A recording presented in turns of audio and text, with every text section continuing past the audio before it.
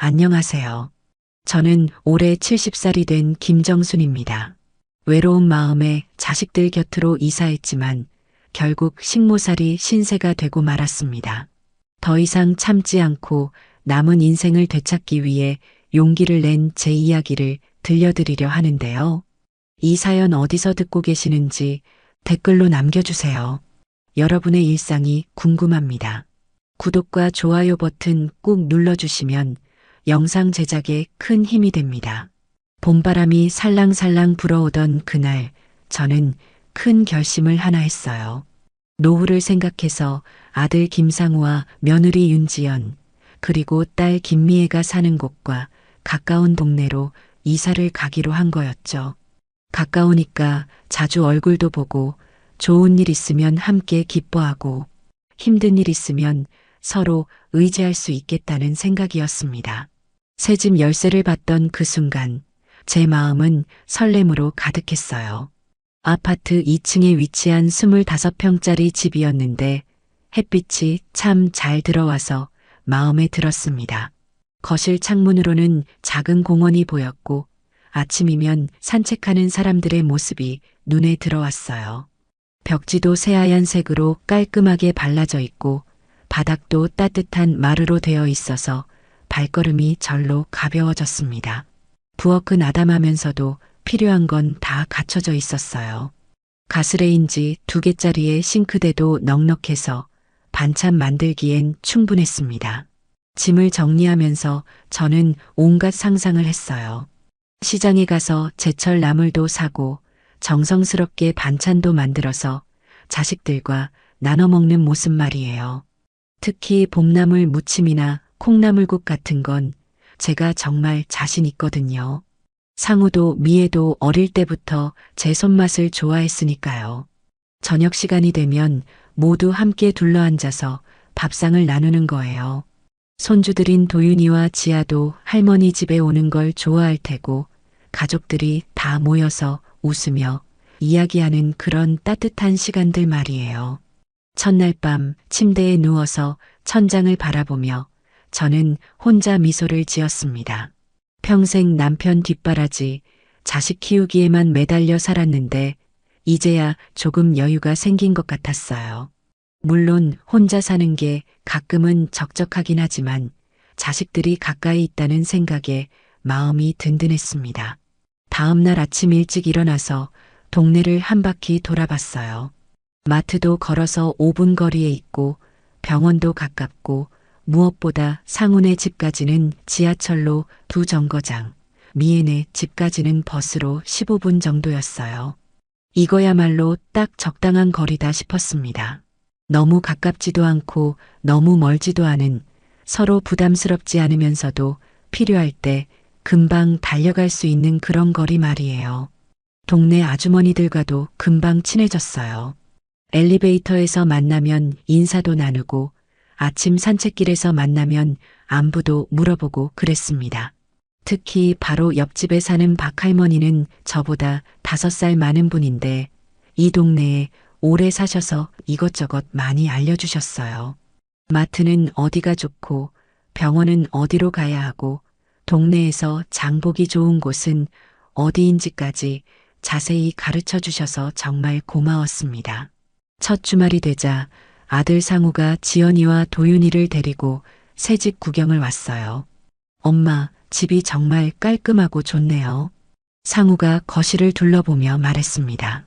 지연도 부엌을 보더니 어머님, 부엌이 넓어서 요리하기 좋겠어요. 라고 하더라고요. 그 말을 들으니 제 마음이 얼마나 뿌듯했는지 몰라요.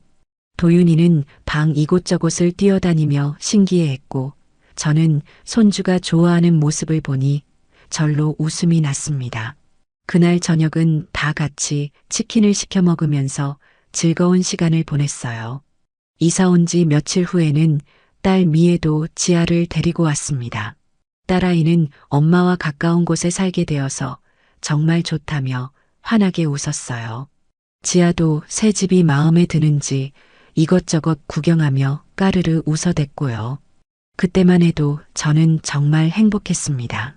자식들과 가까워진 것도 새로운 환경에서 새로운 시작을 하게 된 것도 모든 게 다 좋았어요. 앞으로 펼쳐질 날들이 얼마나 아름다울지 기대에 차서 잠도 잘 안 올 정도였는데 그 달콤한 꿈은 생각보다 빨리 깨어지기 시작했어요. 이사 온 지 한 달쯤 지났을 때였어요. 금요일 저녁 설거지를 마치고 거실에서 TV를 보고 있는데 현관벨이 울렸습니다.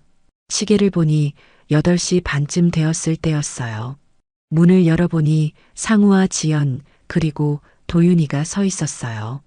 도윤이는 벌써 잠옷을 입고 있었고 손에는 작은 가방을 들고 있더라고요. 엄마, 갑자기 급한 일이 생겨서 도윤이 좀 봐주실 수 있을까요? 상우가 미안한 듯 말했어요. 지연은 뒤에서 화장을 다시 고치고 있었습니다. 물론이지, 괜찮다. 저는 웃으며 대답했어요. 손주를 돌봐주는 게 뭐 어려운 일이겠어요. 그런데 그들이 돌아온 시간은 다음 날 오후 2시였습니다.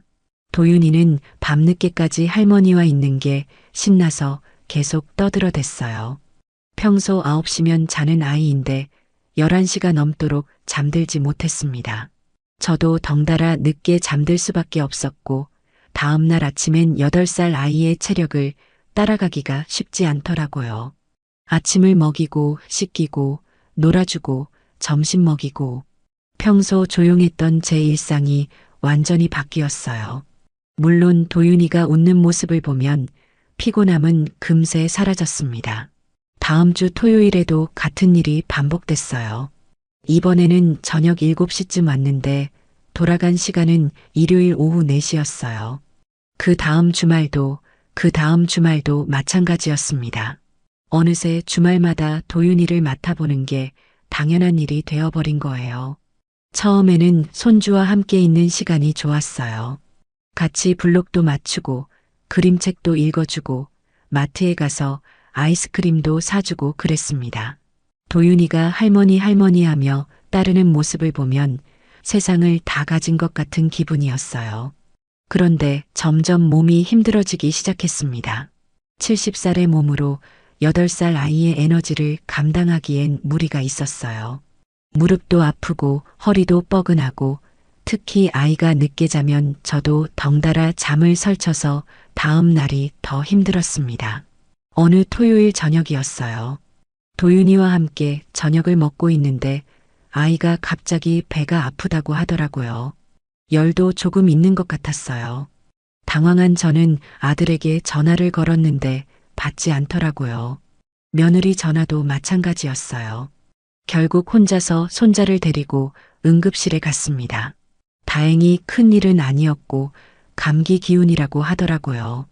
그런데 만약 정말 큰 일이 생겼다면 제가 제대로 대처할 수 있을까 하는 두려움이 들더라고요. 밤늦게 집에 돌아와서 도윤이를 재우고 거실 소파에 앉았을 때 문득 이런 생각이 들었어요. 언제부터 주말이 이렇게 정해져 버린 걸까? 언제부터 저에게 묻지도 않고 당연하게 여기게 된 걸까? 그래도 손주니까 당연한 거라고 생각하려 했어요. 아들 상우와 며느리 지연도 열심히 일하고 가끔은 부부만의 시간도 필요할 테니까요. 어느 일요일 오후 도윤이를 데리러 온 아들이 말했어요. 엄마 덕분에 우리가 숨 좀 돌릴 수 있는 것 같아 정말 고마워요. 고맙다는 말을 들으니 그동안의 피로가 조금은 풀리는 것 같았어요. 역시 자식이고 손주인데 뭐 어려운 일이겠어요. 하지만 이 나이에 아이를 돌보는 건 힘든 일이었어요. 특히 힘들었던 건 도윤이가 할머니 집에서 자고 싶어 하지 않을 때였어요. 엄마 아빠가 그리워서 울음을 터뜨리는 아이를 달래는 것도 쉬운 일이 아니었습니다. 그럴 때면 저도 모르게 한숨이 나왔어요. 침대에 누워서 천장을 바라보며 생각했어요. 이게 내가 꿈꾸던 노후의 모습일까? 매주 주말마다 손주를 돌보고 아이 때문에 어디 나가지도 못하고 친구들과 약속도 미루고 창밖으로는 여전히 산책하는 사람들이 보였어요. 저도 저들처럼 여유롭게 산책하고 싶었는데 주말이면 그럴 수가 없었습니다. 아이와 함께 공원에 나가는 것과 혼자 여유롭게 산책하는 것은 완전히 다른 일이니까요. 그렇게 몇 달이 흘러갔어요. 어느새 저는 주말이 오는 게 반갑기보다는 부담스럽게 느껴지기 시작했는데 그런 저에게 평일까지 새로운 일들이 생기기 시작했어요. 어느 화요일 오후였어요. 점심을 먹고 설거지를 하고 있는데 현관문이 열리는 소리가 들렸습니다. 비밀번호를 아는 건 아들뿐인데 이상하다 싶어서 나가봤더니 딸 김미애가 큰 빨래 바구니를 들고 들어오고 있었어요. 한 손으로는 6살 지아의 손을 잡고 말이에요. 깜짝이야. 어떻게 들어온 거야? 제가 놀라서 묻자 미애가 씩 웃으며 답했어요. 오빠한테 비밀번호 물어봤어. 그러면서 빨래 바구니를 바닥에 털썩 내려놓더라고요. 바구니 안에는 옷가지들이 가득 들어 있었어요. 지아는 제 다리에 안기며 반갑게 인사했습니다. 할머니 보고 싶었어요. 지아를 안아주면서도 마음 한편으로는 뭔가 불편한 기분이 들었어요. 언제부터 제 집이 자식들 마음대로 들락날락하는 곳이 된 걸까요? 미애는 빨래 바구니를 세탁기 옆으로 끌고 가더니 말했어요. 엄마, 빨래 좀 해주라. 우리 집 세탁기가 고장났는데 수리기사가 내일 온다고 해서 물론 딸이 부탁하는 걸 거절할 수는 없었죠. 빨래야 뭐 어려운 일도 아니고요. 그런데 그게 끝이 아니었어요. 김서방이 늦게 들어온다며 손녀를 맡기고 간다는 거 있죠.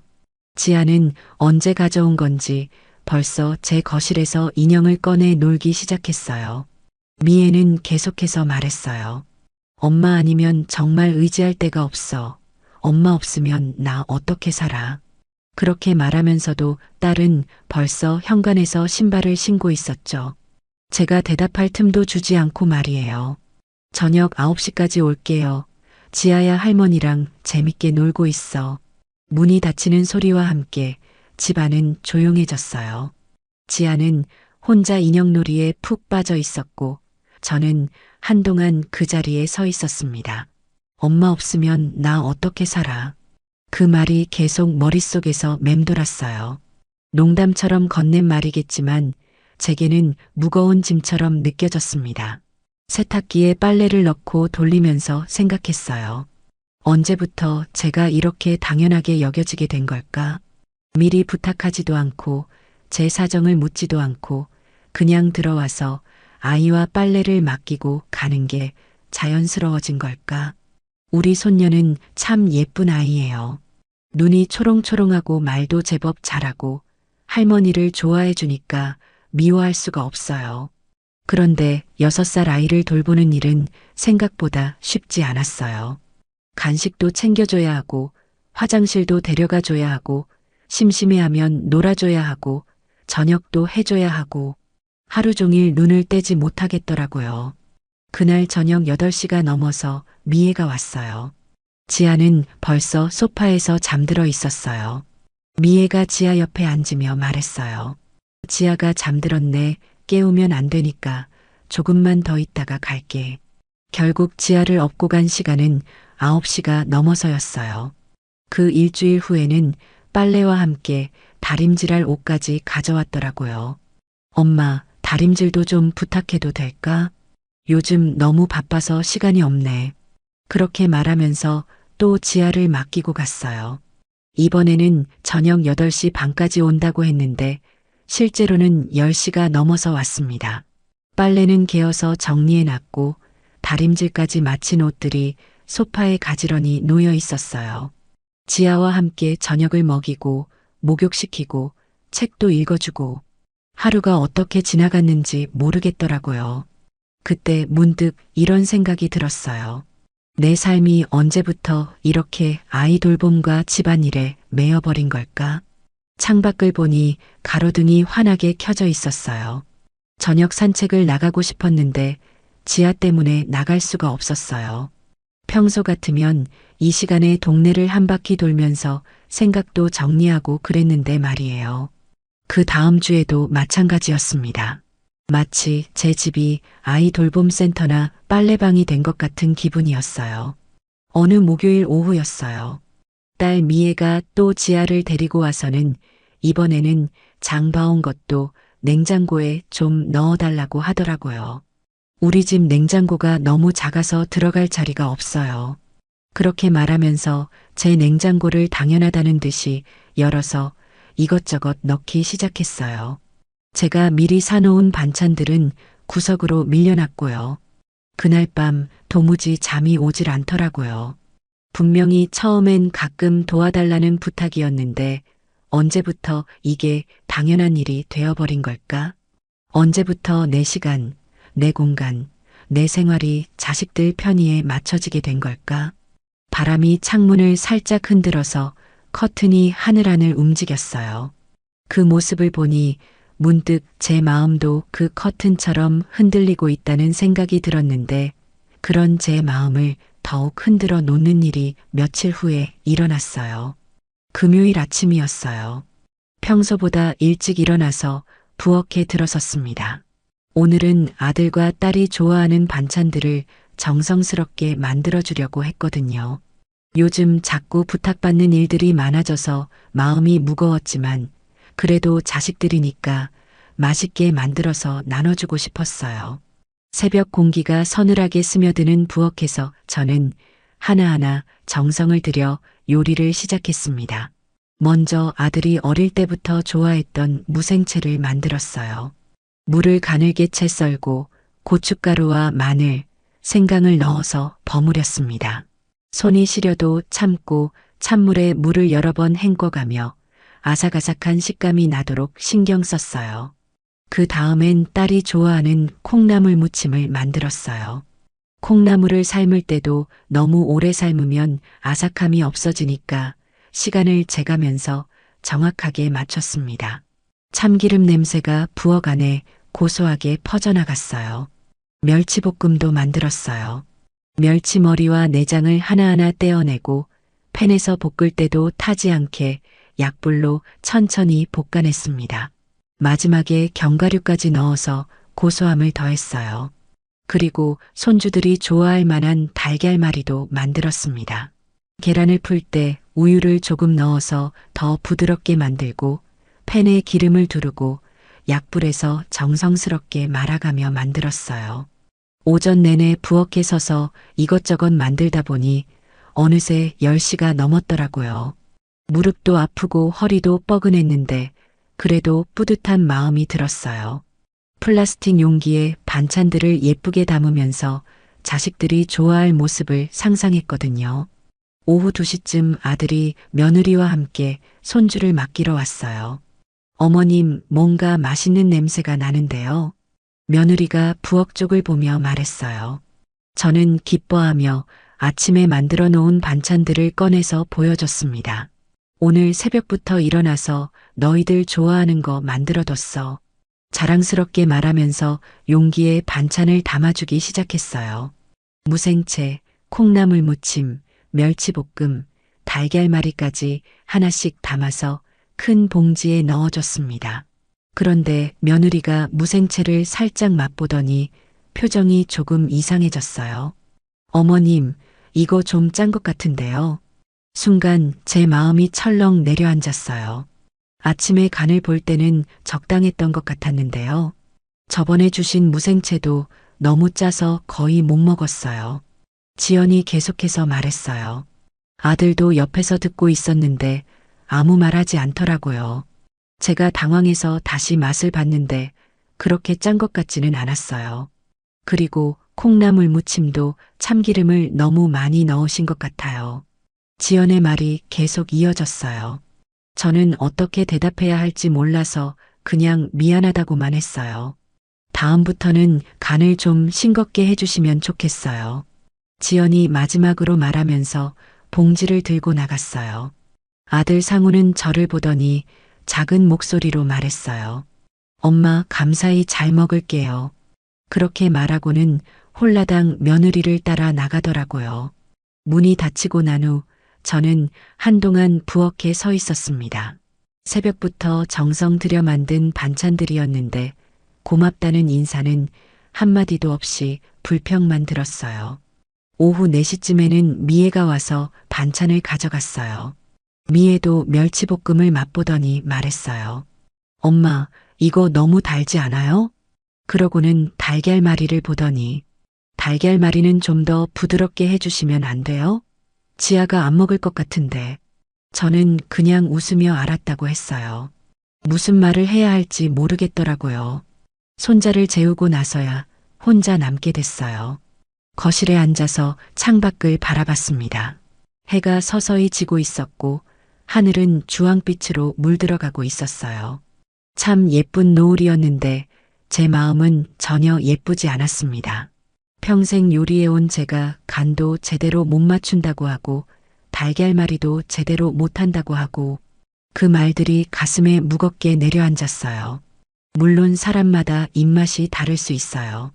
그리고 요즘 젊은 사람들은 싱겁게 먹는 걸 좋아한다고 하니까 그럴 수도 있겠죠.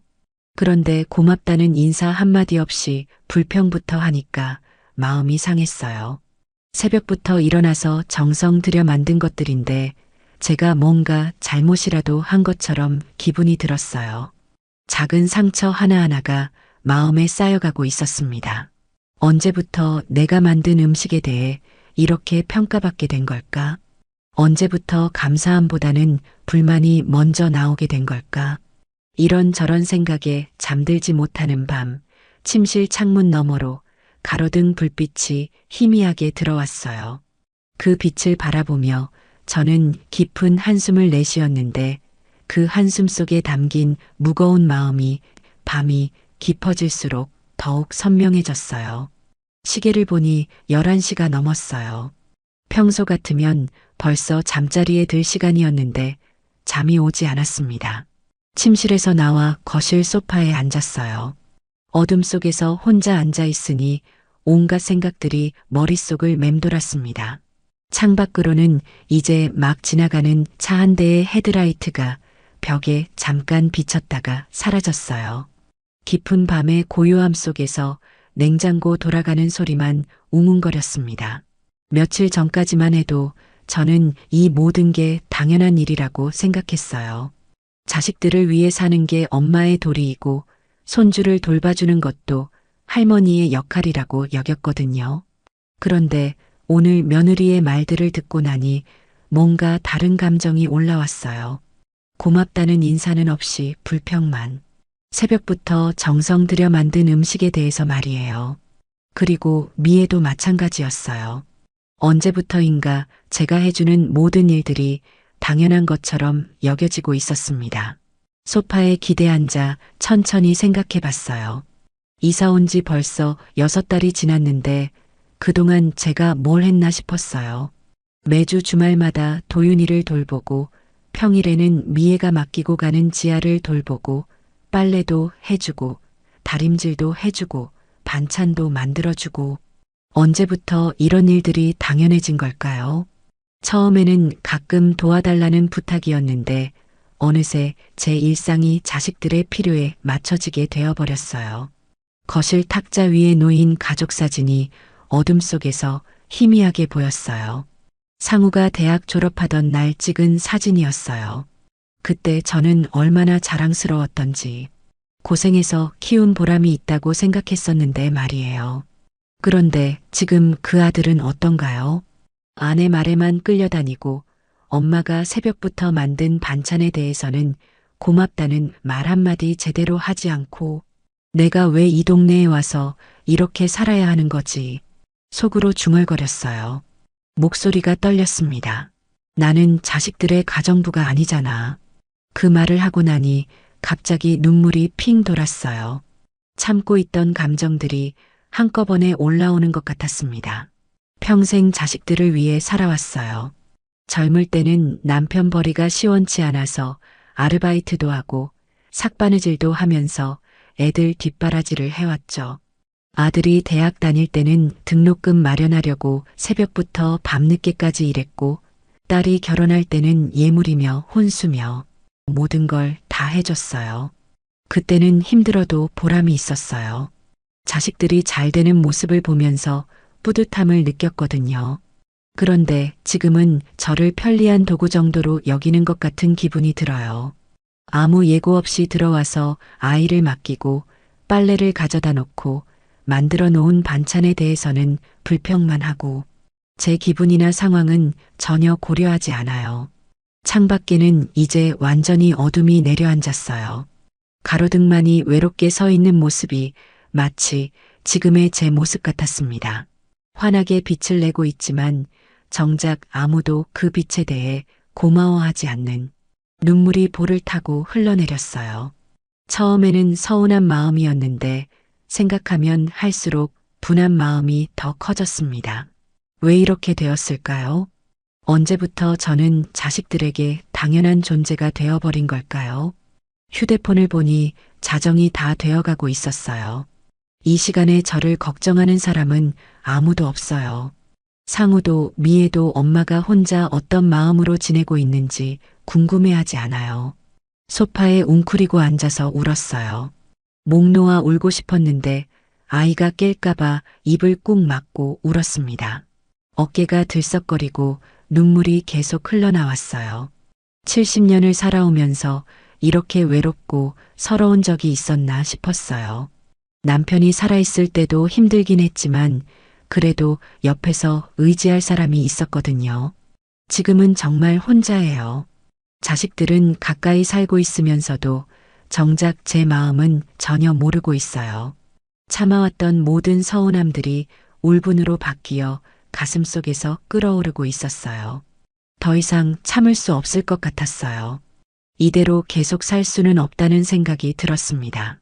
새벽 1시가 넘어서야 겨우 잠자리에 들었어요. 마음속 깊은 곳에서는 뭔가 단단해지고 있는 걸 느꼈는데 그 단단함이 진짜 시험대에 오르는 날이 곧 찾아왔어요. 화요일 아침이었어요. 며칠 전부터 무릎이 아파서 잠을 제대로 못 잤어요. 계단 오르내릴 때마다 시큰거리고 앉았다 일어날 때도 휘청거릴 정도였습니다. 나이 들면서 관절이 약해지는 건 어쩔 수 없다고 생각했는데 요즘 들어서는 통증이 심해져서 견디기 어려웠어요. 병원에서 물리치료 예약을 잡아놨는데 오전 10시였어요. 평소보다 일찍 준비해서 나갔습니다. 엘리베이터를 기다리면서 무릎을 주물럭거렸는데 옆집 박 할머니가 나오시더라고요. 어머, 정순 씨 얼굴이 안 좋아 보이네요. 박 할머니가 걱정스럽게 말씀하셨어요. 무릎이 너무 아파서 물리치료 받으러 가는 길이에요. 그랬더니 박 할머니가 자기도 무릎 때문에 고생한다며 좋은 병원 추천해 주시고 치료받고 오면 쉬어야 한다고 말씀해 주셨어요. 물리치료실은 병원 지하에 있었어요.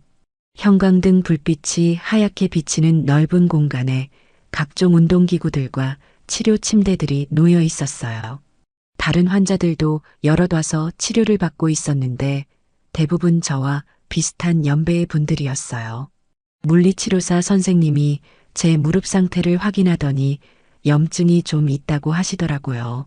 전기치료도 받고 마사지도 받으니 치료 중에는 시원한 것 같았는데 치료가 끝나고 나니 오히려 더 아픈 것 같았어요. 집에 돌아온 시간은 오후 1시쯤이었어요. 버스에서 내려서 집까지 걸어오는 동안 다리가 후들후들 떨렸어요. 계단을 오를 때는 난간을 붙잡고 한 계단씩 천천히 올라가야 했습니다. 겨우 집에 도착해서 현관문을 열고 들어서자마자 소파에 털썩 주저앉았어요. 온몸이 무거워서 움직이기가 힘들었어요. 특히 무릎 부분이 욱신욱신 아파서 다리를 쭉 뻗고 있을 수밖에 없었습니다. 물 한 잔 마시고 싶어서 부엌으로 가려는데 다리에 힘이 들어가지 않더라고요.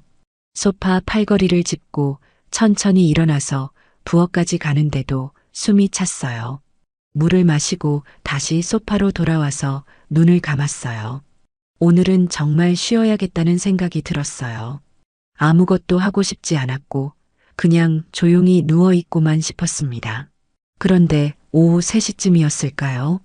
현관문이 열리는 소리가 들렸어요. 눈을 뜨고 현관 쪽을 보니 상우와 지연, 그리고 도윤이가 들어오고 있었어요. 엄마, 집에 계셨네요. 아들 상우가 말하면서 거실로 들어왔어요. 며느리는 도윤이 손을 잡고 있었는데 아이는 벌써 할머니 집에 온 게 신이 나서 이리저리 뛰어다니고 있었어요. 상우야, 엄마가 오늘 몸이 많이 안 좋아서 물리치료 받고 왔는데. 제가 힘겹게 말하자 아들이 잠깐 머뭇거렸어요. 그런데 지연이 시계를 보더니 말했어요. 어머님, 죄송한데 오늘 정말 급한 약속이 있어서 도윤이 좀 봐주실 수 있을까요? 저는 정말 힘들다고 말하고 싶었어요. 무릎도 아프고 몸도 무겁고 그냥 누워있고 싶다고 말이에요. 그런데 그 말이 쉽게 나오지 않더라고요. 지연이 말했어요. 어머님이 너무 안 움직이셔서 더 아프신 거 아닐까요? 순간 제 가슴이 철렁 내려앉았어요. 물리치료 받고 와서 힘들어하는 시어머니에게 아기를 맡기면서 할 말이 그것뿐이었을까요? 지연이 덧붙여서 말했어요. 그리고 시간 나실 때 저희 집 청소도 좀 도와주시면 안 될까요? 요즘 너무 바빠서 집안이 엉망이거든요. 그 순간 저는 정말 할 말을 잃었어요.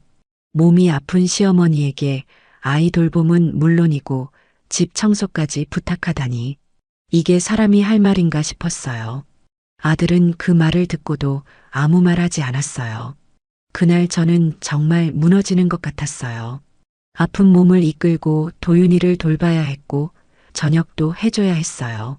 아이는 활발해서 계속 놀아달라고 하는데 저는 소파에서 일어나는 것조차 힘들어서 미칠 노릇이었습니다. 도윤이가 배고프다고 하면 부엌에 가서 밥을 데워주고 목마르다고 하면 물을 떠다주고 화장실 가고 싶다고 하면 따라가서 도와주고 평소 같으면 아무것도 아닌 일들인데 그날은 하나하나가 모두 고역이었어요. 저녁 9시가 되어서야 아들네가 도윤이를 데리러 왔어요. 그들은 맛있는 저녁을 먹고 온 것 같았어요. 기분 좋은 얼굴로 들어와서 도윤이를 데리고 그냥 가더라고요. 고맙다는 인사도 없이 어머니 몸은 괜찮으시냐는 안부 인사도 없이 말이에요. 그들이 떠나고 나서 저는 소파에 그대로 주저앉았어요. 온몸이 쑤시고 아픈데 마음은 더 아팠어요. 아, 이제 정말 끝내야겠다. 혼잣말이 절로 나왔어요. 더 이상 이렇게 살 수는 없다는 생각이 들었는데 그 생각은 밤이 깊어질수록 더욱 확고해졌어요. 시계가 10시를 넘기고 있었어요. 거실은 조용했고 창밖으로는 가로등 불빛만이 희미하게 들어오고 있었습니다. 무릎 통증 때문에 제대로 앉지도 못하고 소파에 비스듬히 기대고 있는데 마음속에서는 무언가가 끓어오르고 있었어요. 오늘 일어난 모든 일들이 주마등처럼 지나갔어요. 아픈 몸을 이끌고 병원에 가서 물리치료를 받고 힘겹게 집에 돌아왔는데 예고도 없이 들어와서 아이를 맡기고 간 아들놈과 며느리, 그리고 며느리가 한 그 말들. 어머님이 너무 안 움직이셔서 더 아프신 거 아닐까요? 우리 집 청소도 좀 도와주시면 안 될까요? 그 말들이 계속 귓가에서 맴돌았어요. 물리치료 받고 온 아픈 시어머니에게 어떻게 그런 말을 할 수 있는 걸까요? 그리고 아들놈은 왜 아무 말도 하지 않았을까요? 천천히 일어나서 침실로 들어갔어요.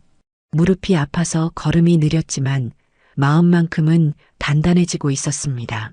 침실 불을 켜고 옷장 앞에 섰어요. 옷장 위쪽 선반에는 먼지 쌓인 캐리어가 있었어요. 상우가 결혼할 때 신혼여행용으로 샀던 검은색 캐리어였어요. 자기 집에는 둘 곳이 없다며 저희 집에 가져다 둔 그 캐리어를 내려놓았습니다. 바퀴가 굴러가는 소리가 조용한 방 안에 또렷하게 울렸어요. 캐리어 지퍼를 열자 새 가방 냄새가 났어요. 그 냄새를 맡으니 문득 가슴이 뛰기 시작했어요. 먼저 옷부터 챙겼어요. 평소 즐겨 입는 편한 옷들을 골라서 하나씩 개어 넣었습니다. 봄옷, 여름옷 몇 벌씩? 많이 가져갈 필요는 없었어요. 어디서 새로 시작하든 필요한 건 그때그때 사면 되니까요. 서랍에서 속옷과 양말들을 꺼내 담으면서 손이 떨렸어요. 무서워서가 아니라 설레서였어요. 70년을 살면서 이렇게 용기 있는 결정을 내려본 적이 언제였을까요? 화장대 서랍에서 통장들을 꺼냈어요. 남편이 돌아간 후 받은 보험금으로 만들어둔 정기예금 통장, 그리고 평소 용돈을 모아둔 적금 통장까지. 다행히 돈들이 꽤 있었어요. 그 다음에는 집 등기 서류를 찾았어요. 중요한 서류들을 보관해둔 서랍을 열어보니 집 매매 계약서와 등기부등본이 깔끔하게 정리되어 있었어요. 이 집을 살 때만 해도 자식들과 가까운 곳에서 행복하게 살 거라고 생각했었는데 도장도 함께 챙겼어요. 알싸한 도장 냄새가 올라왔어요. 이 작은 도장 하나로 제 인생이 바뀔 수 있다는 게 신기했어요.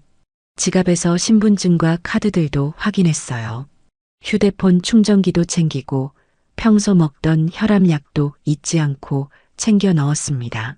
챙길 것들이 생각보다 많지 않더라고요. 마지막으로 침대 옆 서랍에서 낡은 사진첩을 꺼냈어요. 아들과 딸이 어릴 때 사진들, 남편과 함께 찍은 사진들이 들어 있었어요. 그 사진들을 보니 가슴이 뭉클했어요. 그때는 비록 가난했어도 행복했는데 자식들이 작고 귀여워서 뭘 해줘도 기뻤고 고맙다고 하는 모습이 그렇게 예뻤는데 언제부터 이렇게 변한 걸까요? 사진첩을 캐리어에 넣으면서 눈물이 났어요. 그런데 이번 눈물은 전에 흘렸던 눈물과는 달랐어요. 서러워서 흘리는 눈물이 아니라 용기를 내며 흘리는 눈물이었어요. 이 집을 팔아서라도 떠나야겠어. 더 이상 이렇게 살지는 않겠어. 소리내어 말했어요. 목소리가 떨렸지만 마음만큼은 단단했어요. 캐리어 지퍼를 닫으면서 마지막으로 방을 둘러봤어요. 6개월 동안 살았던 이 방, 처음에는 그렇게 따뜻하고 포근하게 느껴졌던 이곳을 이렇게 빨리 내 발로 떠나게 될 줄은 몰랐어요. 창밖으로는 깊은 밤의 정적이 흘러들어왔어요. 어디선가 고양이 우는 소리가 희미하게 들렸고 멀리서 차 한 대가 지나가는 소리도 들렸어요. 모든 게 평온해 보이는 밤이었는데 제 마음만큼은 폭풍우가 지나간 후처럼 고요하면서도 결연했죠. 캐리어 손잡이를 잡고 침실 문 쪽으로 향했어요. 내일 아침이 되면 부동산에 연락해서 집을 내놓을 거예요. 두렵기도 했지만 한편으로는 해방감이 들었어요. 이제야 제 인생을 찾을 수 있을 것 같았는데 그 전에 해야 할 일이 하나 더 남아 있었어요. 새벽 5시쯤 잠에서 깼어요. 잠이 오지 않아 평소보다 훨씬 일찍 일어났습니다. 캐리어는 침실 구석에 조용히 서 있었고 창밖으로는 아직 어둠이 짙게 깔려 있었습니다. 거실로 나와서 식탁에 앉았어요. 테이블 위에는 평소 메모지로 쓰던 작은 종이들이 몇 장 놓여 있었어요. 서랍에서 볼펜을 꺼내 들었는데 손이 미세하게 떨렸어요. 무슨 말을 써야 할까 한참 생각했어요. 화가 나는 말을 쓰고 싶기도 했고 서운했던 마음을 모두 털어놓고 싶기도 했어요. 그런데 막상 펜을 들고 있으니 복잡한 마음이 들었습니다. 첫 번째 쪽지는 아들에게 썼어요. 제가 키운 아들, 그 아들이 어떻게 변해버렸는지 볼펜 끝을 종이에 대고 천천히 글자를 써내려갔어요. 상우야, 부모를 이렇게 대하는 자식은 언젠가 똑같이 당하게 될 거다. 글씨가 조금 떨려서 다시 써봤어요. 이번에는 조금 더 또렷하게 썼습니다. 그 한 줄을 쓰는 동안 상우가 어릴 때 모습이 떠올랐어요. 10살쯤 되었을 때 학교에서 왕따를 당해서 울면서 집에 온 적이 있었어요. 그때 제가 상우를 안아주면서 말했었거든요. 우리 상우 이번에 깨달았지? 다른 사람을 함부로 대하면 안 되는 거. 그때 상우는 고개를 끄덕이며 알겠다고 했었는데 지금의 상우는 그 말을 기억하고 있을까요? 두 번째 쪽지는 며느리에게 썼습니다. 지연아, 아무리 가까운 가족이더라도 기본 예의는 지켜야 하는 법이다. 그 글씨를 쓰면서 어제 일이 생생하게 떠올랐어요. 아픈 시어머니에게 집 청소까지 부탁했던 그 순간 말이에요. 사람과 사람 사이에는 최소한의 예의라는 게 있는데 그걸 무시하면 어떤 결과가 따르는지 이제 알게 될 거예요. 처음에는 며느리니까 이해하려고 했어요. 젊은 사람이고 요즘 세대는 다르다고 생각하려 했어요. 그런데 선을 넘는 말들이 너무 많았어요. 창밖이 조금씩 밝아지기 시작했어요. 새벽 공기가 차가워서 창문 유리에 이슬이 맺혀 있었어요. 가로등 불빛이 점점 희미해지고 있었습니다.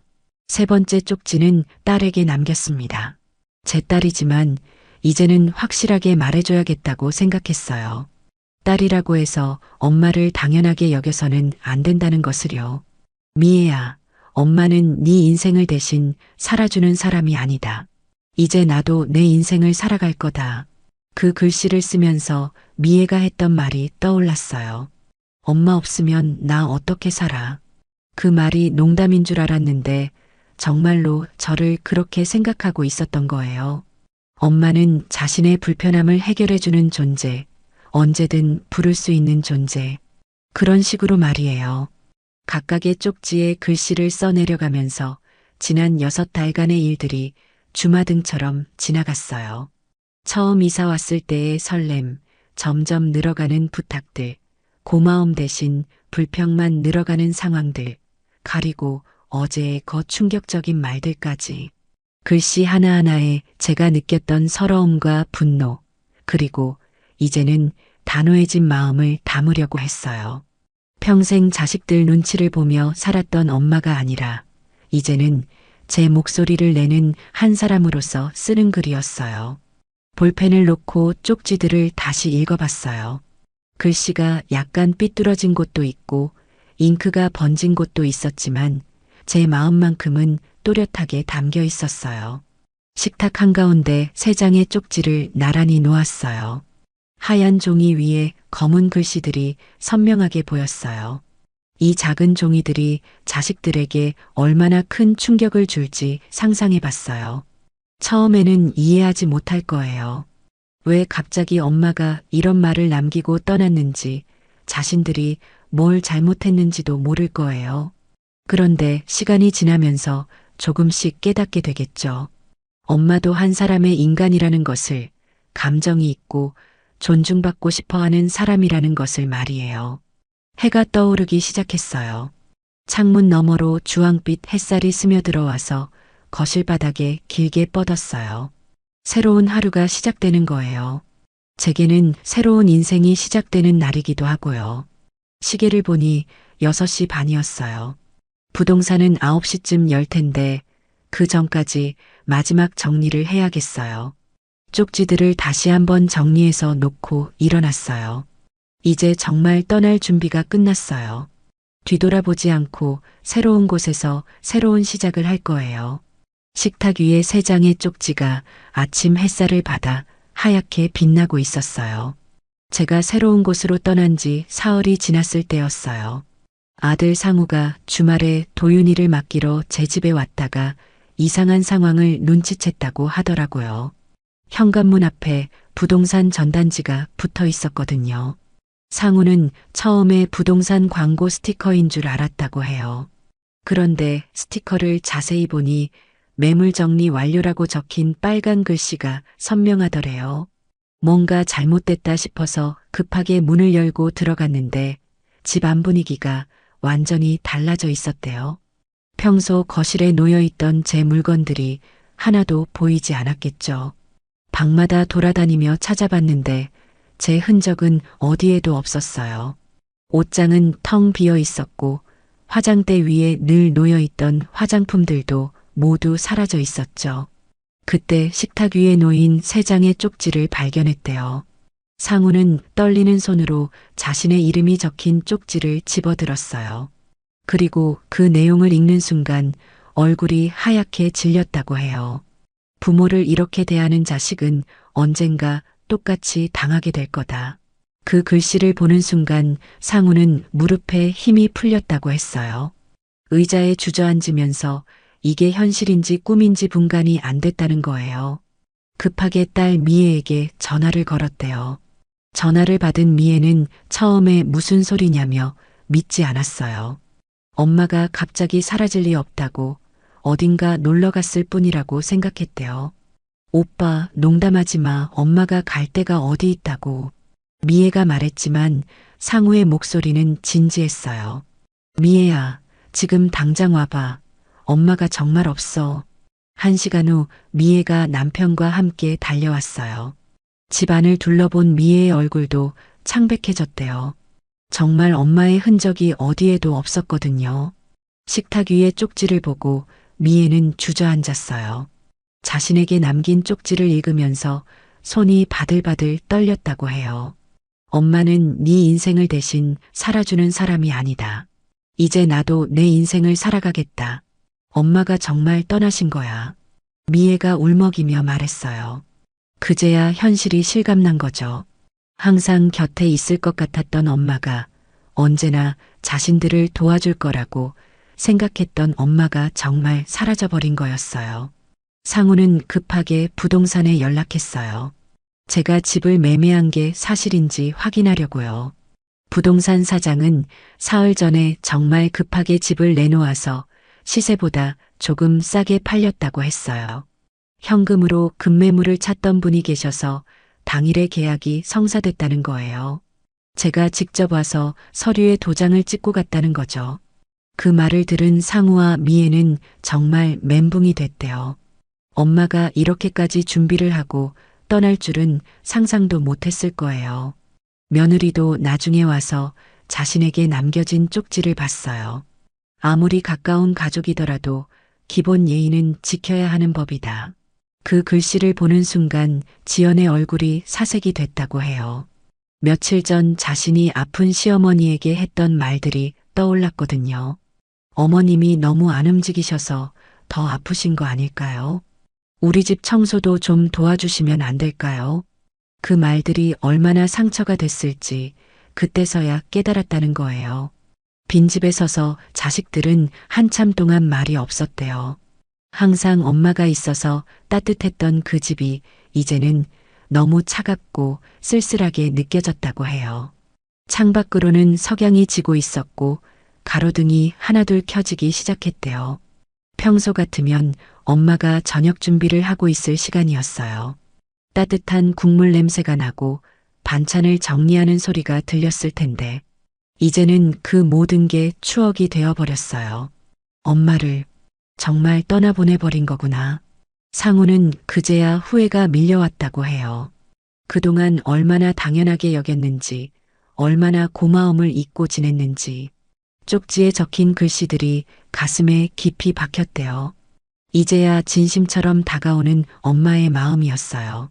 그때 저는 이미 새로운 곳에서 새로운 삶을 시작하고 있었어요. 제가 선택한 곳은 시내에서 1시간 정도 떨어진 작은 도시의 아파트였어요. 2층 건물로 된 소규모 단지였는데 주변에는 논밭이 펼쳐져 있고 멀리 야산이 보이는 조용한 곳이었습니다.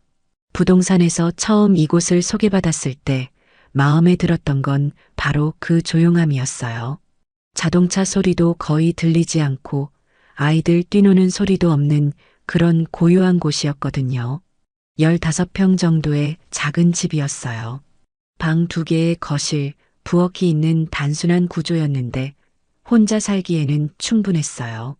무엇보다 마음에 들었던 건 베란다 너머로 보이는 작은 텃밭이었어요. 이전 세입자가 갖고 놓은 상추와 고추, 토마토 몇 포기가 자라고 있었어요. 초록색 잎사귀들이 바람에 살랑살랑 흔들리는 모습을 보니 마음이 평온해졌습니다. 창문을 열자 시골 냄새가 스며들었어요. 흙냄새, 풀냄새, 그리고 어디선가 나는 꽃향기까지. 도시에서는 맡을 수 없었던 자연의 냄새였어요. 깊게 숨을 들이마시니 가슴속까지 시원해지는 것 같았어요. 첫날 밤은 조금 낯설었어요. 너무 조용해서 오히려 잠이 안 올 정도였거든요. 이전 집에서는 아래층 발소리나 옆집 TV 소리 같은 게 들렸는데 여기는 정말 고요했어요. 가끔 벌레 우는 소리나 바람 소리만 들릴 뿐이었습니다. 침대에 누워서 천장을 바라보며 생각했어요. 정말 여기서 새로 시작할 수 있을까? 두렵기도 했어요. 70년을 살면서 이렇게 혼자 낯선 곳에서 지내본 적이 없었거든요. 결혼하기 전에는 부모님과 함께 살았고, 결혼한 후에는 남편과, 남편이 돌아가신 후에는 자식들과 가까이 살았으니까요. 그런데 며칠이 지나면서 마음이 달라지기 시작했어요. 아침에 일어나서 창문을 열면 신선한 공기가 폐속까지 스며들었고, 멀리 들리는 새소리가 하루를 기분 좋게 시작하게 해줬어요. 무엇보다 좋았던 건 아무도 저를 부르지 않는다는 거였어요. 엄마, 어머님, 할머니. 그런 호칭으로 불리면서 누군가의 요구에 응답해야 하는 압박감이 없었어요. 일주일쯤 지났을 때 옆집 할머니를 만났어요. 김춘자라는 분이었는데 저보다 5살 많은 75살이셨어요. 남편을 여의고 혼자 사신다고 하더라고요. 새로 이사 오신 분이시군요. 어디서 오셨어요? 저는 간단히 서울 근교에서 왔다고만 했어요. 왜 이곳까지 오게 되었는지는 말하지 않았죠. 그리고 동네 이곳저곳을 소개해 주셨어요. 마트는 어디에 있고 병원은 어디로 가야 하는지, 버스 시간은 언제인지까지 친절하게 알려주셨어요. 그분과 이야기를 나누면서 느낀 게 있었어요. 서로에게 무언가를 바라지 않는 관계의 편안함이었어요. 그냥 이웃으로서, 같은 처지의 할머니로서 자연스럽게 대하는 게 얼마나 편한지 알았어요. 2주째가 되면서 저는 조금씩 새로운 일상에 적응하기 시작했어요. 아침 일찍 일어나서 텃밭을 둘러보는 게 하루의 첫 번째 일과가 됐어요. 상추는 잘 자라고 있었고 토마토도 작은 열매를 맺기 시작했어요. 손으로 직접 흙을 만지고 물을 주고 자라나는 식물들을 보살피는 일이 이렇게 마음을 평화롭게 해주는 줄 몰랐어요. 도시에서 살 때는 상상도 못했던 일이었어요. 저녁이 되면 베란다에 앉아서 노을을 바라보는 시간을 가졌어요. 하늘이 주황색과 분홍색으로 물들어가는 모습이 매일 달랐어요. 같은 노을이라도 구름의 모양이나 바람의 세기에 따라 전혀 다른 그림이 됐어요. 그런 평범한 일상이 저에게는 새로웠어요. 누군가를 돌보고 누군가의 요구를 들어주고 누군가를 위해 무언가를 해야 한다는 압박 없이 그냥 제가 하고 싶은 것만 하면 되는 시간들. 처음엔 무료할까봐 걱정했는데 전혀 그렇지 않았어요. 하루하루가 조용하지만 충만했어요. 제 마음을 채우는 건 이런 소소한 자유로움이었던 거였는데 한 달이 지나면서 그 자유로움이 얼마나 소중한 건지 더욱 깊이 깨닫게 됐어요. 매일 아침 6시에 일어나는 게 습관이 됐어요. 알람을 맞춰놓지 않아도 저절로 눈이 떠졌어요. 창문을 열면 새벽 공기가 차가우면서도 상쾌했어요. 이슬이 맺힌 풀잎들이 아침 햇살에 반짝이고 어디선가 들려오는 새소리가 하루를 열어주었습니다. 슬리퍼를 신고 베란다로 나가면 텃밭이 저를 기다리고 있었어요. 제가 가꾸기 시작한 지 한 달 상추는 더욱 무성해졌고 토마토는 빨갛게 익어가고 있었어요. 고추도 작은 열매들을 매달고 있었고요. 물뿌리개에 물을 담아서 하나하나 정성스럽게 물을 주는 시간이 참 좋았어요. 물방울이 잎사귀 위에서 구르는 모습, 흙이 물을 머금고 촉촉해지는 모습을 보면 마음이 평화로워졌어요. 예전에는 이런 게 시간 낭비라고 생각했을 텐데 지금은 이 시간이 하루 중 가장 소중한 시간이었어요. 아침 식사는 간단하게 해결했어요. 직접 기른 상추로 샐러드를 만들고 계란 후라이 하나, 그리고 따뜻한 된장국 한 그릇. 예전에는 자식들 입맛에 맞춰서 이것저것 많이 준비했는데 지금은 제가 먹고 싶은 것만 만들면 됐어요. 식사 후에는 동네를 한 바퀴 도는 산책이 기다리고 있었어요. 논밭 사이로 난 작은 길을 따라 걸으면 마음이 탁 트였어요. 멀리 보이는 산들이 안개에 쌓여 있는 모습이 한 폭의 그림 같았어요. 산책길에서 만나는 동네 분들과 인사를 나누는 것도 즐거웠어요. 김춘자뿐만 아니라 다른 할머니, 할아버지들과도 조금씩 친해졌어요. 서로 부담스럽지 않게 자연스럽게 안부를 묻고 인사하는 관계였어요. 오후에는 텃밭일을 더했어요. 잡초도 뽑고 지지대도 세워주고 가끔은 새로운 씨앗도 심어봤어요. 손에 흙이 묻어도 전혀 신경 쓰이지 않았어요. 오히려 그 흙냄새가 좋았거든요. 한 달 전만 해도 아이 돌봄에, 빨래에, 반찬 만들기에 바빴던 제가 이렇게 여유롭게 지낼 수 있다는 게 신기했어요. 그때는 시간에 쫓기며 살았는데 지금은 시간이 제 편이 된 것 같았어요. 어느 목요일 오후였어요. 텃밭에서 빨갛게 익은 토마토를 따고 있는데 휴대폰이 울렸어요. 화면을 보니 아들이었어요. 집을 나온 뒤로 한 번도 받은 적 없었죠. 전화벨이 몇 번 더 울렸지만 저는 토마토 따기를 계속했어요. 예전 같으면 자식 전화라면 무슨 일을 하다가도 급하게 받았을 텐데 이제는 달랐어요. 이제는 내 시간이 먼저야. 혼잣말을 하면서 토마토 하나를 입에 넣었어요. 달콤하고 상큼한 맛이 입안에 퍼졌어요. 제가 직접 기른 토마토라서 그런지 더 맛있게 느껴졌어요. 저녁 시간이 되면 베란다에서 노을을 보는 게 하루의 마지막 일과였어요. 의자 하나를 놓고 앉아서 하늘이 변해가는 모습을 지켜봤어요. 주황색에서 분홍색으로, 분홍색에서 보라색으로 자연이 만들어내는 색깔의 향연이었어요. 그런 고요한 시간에 문득문득 떠오르는 생각들이 있었어요. 자식들은 잘 지내고 있을까? 손주들은 건강할까? 그런 생각들이 스치긴 했어요. 그런데 예전처럼 걱정되거나 안쓰럽지는 않았어요. 이제는 그들도 스스로 해결해야 할 몫이라는 생각이 들었거든요. 어느 날 춘자 할머니가 말했어요. 정순 할머니 많이 편해 보여요. 처음 왔을 때보다 표정이 훨씬 밝아졌어요. 그 말을 들으니 정말 그런 것 같았어요. 거울을 보면 얼굴에 주름은 있지만 표정이 평온해 보였어요. 예전에는 늘 뭔가에 쫓기는 듯한 표정이었는데 이제는 여유가 느껴졌어요. 평생 자식들을 위해서 살아왔는데 이제야 제 인생을 살고 있다는 실감이 났어요. 70년을 살아오면서 이렇게 마음이 평안했던 적이 언제였을까 싶었어요. 부모와 자식도 결국은 서로 존중해야 함께할 수 있는 거라는 생각이 들었어요. 일방적으로 희생만 요구하는 관계는 오래 갈 수 없다는 것을요. 창밖으로는 또 다른 노을이 지고 있었어요.